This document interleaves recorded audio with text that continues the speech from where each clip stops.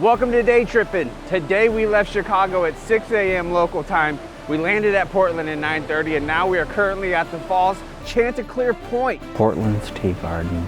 I'm not often overwhelmed at the beauty of a place. This is stunning. Come with us as we enjoy the sights and sounds of Portland, Oregon for the next 15 hours. Let's do it. All right, it is 5:25 here in Chicago. We're gonna do a day trip. Portland, it's the first city we were going to that I haven't ever been to, so I'm excited. Let's go. Our flight departed Chicago at 7 a.m. and we landed at 9:30 and immediately went to check out Oregon's famous Columbia River Gorge, which is frequently ranked as one of the top travel destinations in the United States. I feel like this is the perfect Oregon day. Yeah, we got lucky when we were in San Francisco, but this is, from what I understand about Oregon, it's dreary, it's a little bit constantly some moisture in the air, foggy. This is insane, man. Oh my God. I'm not often overwhelmed at the beauty of a place. This is stunning. It looks like something that you would see in the first roll-up of a movie that might not even be real, like a fantasy series that they describe a scene like this. It is unbelievably beautiful. If we come across a monument or a sign, we're gonna read it to you and teach you what it's about. This guy's name is Samuel Hill. We are at a beautiful gorge that's just outside of Vista Point in Oregon. This guy, Samuel Hill, was a road builder. This plaque says that not until this highway was built was it possible to go up or down the Columbia River Gorge. The earliest period rafts and dugouts, which were the native boats, kind of like canoes, they weren't able to come up any other way except for canoes or railroad before any of this was built. Shout out Sam Hill, the road builder. Even though it looks like a penny, not a penny, just a guy who loves building roads. Shout out Bob the Builder too. Okay, so at the other plaque, we learned that this didn't really start popping up until the late 1800s, whenever they were getting folks in here. I have no idea what this building could possibly be for. It's not like a lighthouse or anything. Let's go check it out and see why this building is in the middle of this beautiful spot. The building is the Vista House. Sitting at 693 feet above the Columbia River, it opened in 1918 as one of the country's first rest stops. So after the historic Columbia River Gorge Highway opened between Portland and the Dells, about 70 or 80 miles up the road, traveling by car, especially for doing sightseeing, whatnot, was kind of a new thing. People didn't really know what to expect. So a few years after the fact, some of the prominent citizens in Portland kind of decided, hey, we need a place to stop. 2 years later, when it was finished, they'd spent close to $100,000. It was way over budget, but this is what they built. Wow. It's a building designed by an architect named Edgar Lazarus. He chose what was he called the Tudor Gothic style, which was meant to match the beauty of the gorge, I guess, and the cliffs that we're on here. And that's essentially the story behind it. It was also officially dedicated as a viewpoint, because obviously it has a pretty good spectacular view.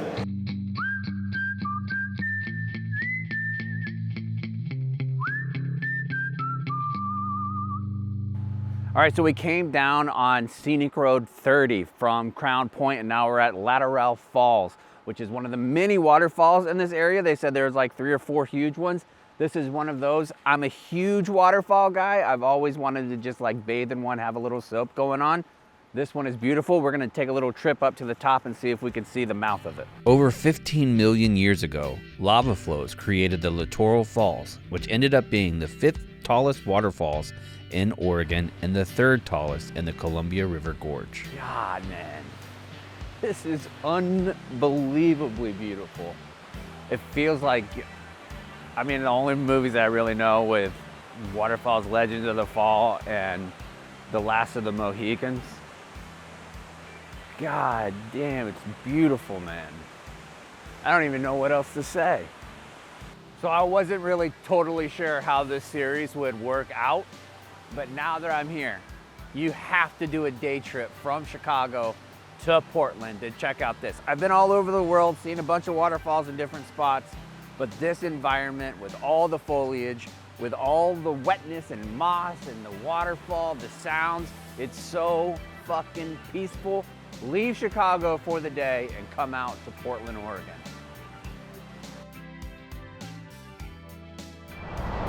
All right, we're at Multnomah Waterfalls now. Me and Sammy coming in. Wait until I turn around. You can probably hear it, but wait. Oh, look at that bad boy. Look at that thing. Let's get closer. Multnomah Falls is the tallest waterfall in Oregon and one of the most photographed natural landmarks in the United States, and it's pretty clear why. I mean, that's gotta be, at the very minimum, top 20 most beautiful spots in America. Dude. All right, let's go. We're gonna go up to the little pedestrian bridges. Adorable puppy. Thank you. Look at that, cute puppies all around. Look at the view. You're looking handsome. You look good. You gotta let people know. You wanna get gassed up when you're out here at the waterfall. I know it's dumb. I'm obsessed with the moss. The moss is gorgeous and it feels so nice. I would love to step on that and have it as carpet in my house. Cute puppy. Puppy alert. I wonder if dogs like dig scenery. If that dog was just like, this place is fucking sick, Mom. Also, I'm breathing hard. I'm wildly out of shape.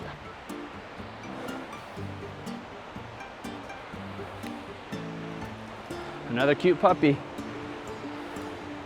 Cute puppy. Hi, puppy. Man, there's so many dogs out here. Cute puppy. Another cute one. Oh my God.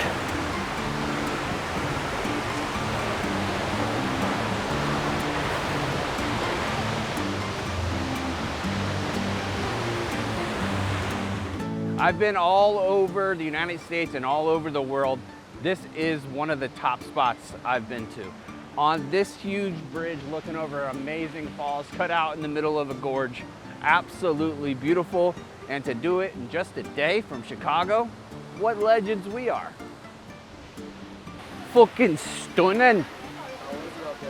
It's beautiful, man. Like, you can get a little bit of the mist while you're up there. Everybody, it's romantic. I saw people like finger banging each other up there. It was crazy.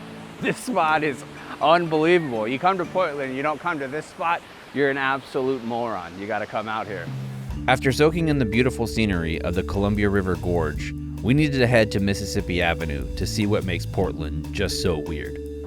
All right, so we are in the historic Mississippi area where there's a bunch of vintage shops, there's nightlife, there's bars, there's little ice cream shops all around. We're gonna check it out and see what all the fuss is about.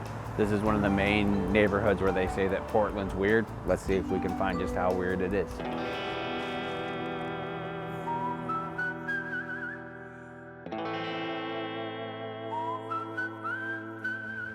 Boiled peanuts?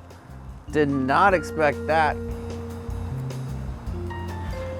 We're at Mississippi Avenue trying out some of the food. Blew me away that they had boiled peanuts in Portland, Oregon.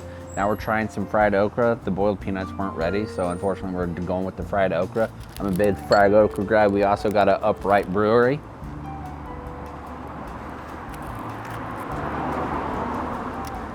I watched this show one time with old Gordon Ramsay on it. He was like, if you're ever in a place where the food doesn't really make sense for where you're at, a lot of times that's gonna be fire. That's exactly what happened here.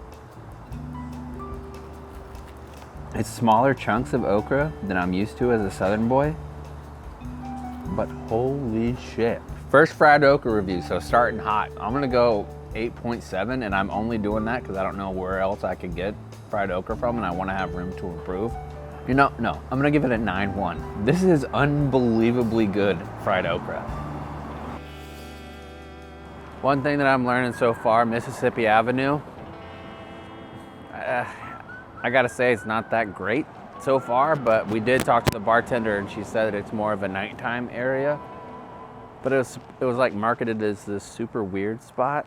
It's kind of like what I would describe as Portland chain restaurants. Like I don't feel like there's a whole lot of uniqueness down here. I wasn't satisfied by how normal Mississippi Avenue appeared, so I took a page out of Donnie's book and hit up the Freak Buttrue Peculiarium, a quirky little museum filled with oddities of all sorts. All right, next up, I'm super pumped just because I went in there and saw the guy. We're at the Peculiarium. I think that's how you say it. That's a tongue-tied for sure. It's supposed to have some of the weirdest stuff in one of the weirdest cities.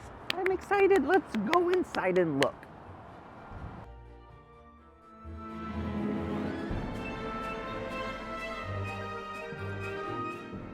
This is what I thought Portland would be like. I'm slipping, I'm gonna fall.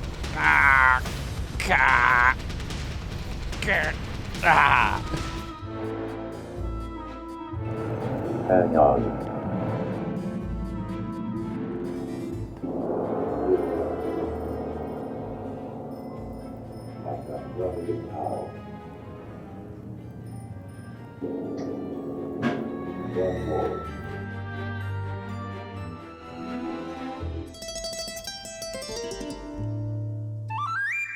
The Japanese tea garden in Portland is widely considered to be one of the best outside of Japan, but we didn't have time to really go through it all Zen style, so we had to do a little bit of a speed run. That's me, baby. I'm a horny man.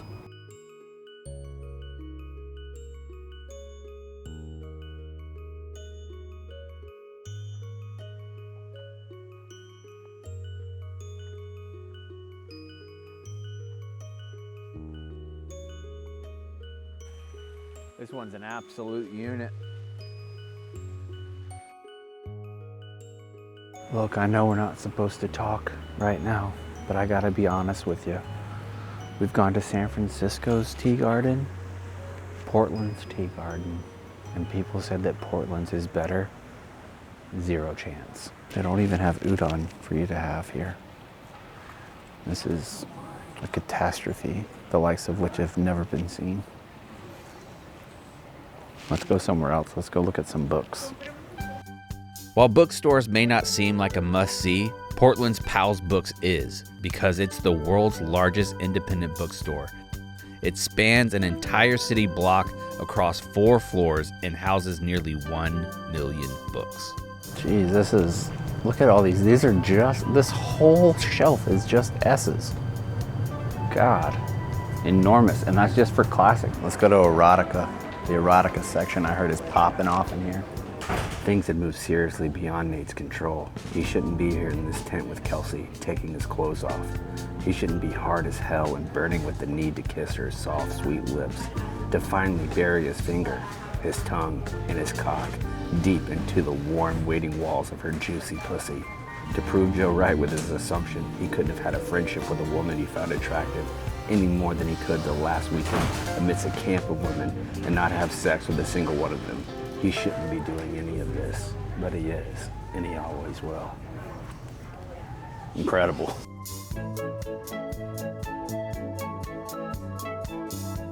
All right, so Donnie sent us a video of, I'm not sure what. To a bookstore in Portland. So my goal for you guys is to find a book called Steal This Book. Portland is definitely a city that would have it. It was written by Abby Hoffman in the 70s, and it includes like radical and illegal advice on how to live for free. In terms of like how to find food, housing, maybe sex, all for free. And it's called Steal This Book, because I think she wanted people to steal the book.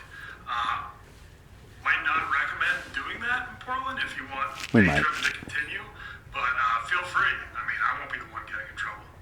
So, yeah, there you go. Oh, there's anarchy, fascism, far right, leftist studies. That's a good start. All right, so I'm Look, I'm very confident that we're in the right place for Steal This Book. Let's keep looking, because I think this is it. I think this is the general section that it's going to be in. A lot about drugs. Oh, she also wrote about Woodstock. This is definitely the section that it'll be in. Drugs.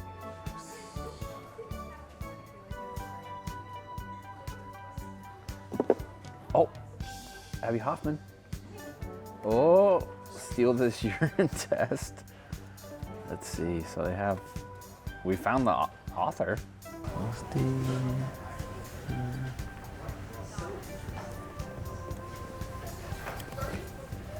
Bam. Bam, Steal This Book. Right there, Donnie, coming your way. Gonna be in the studio.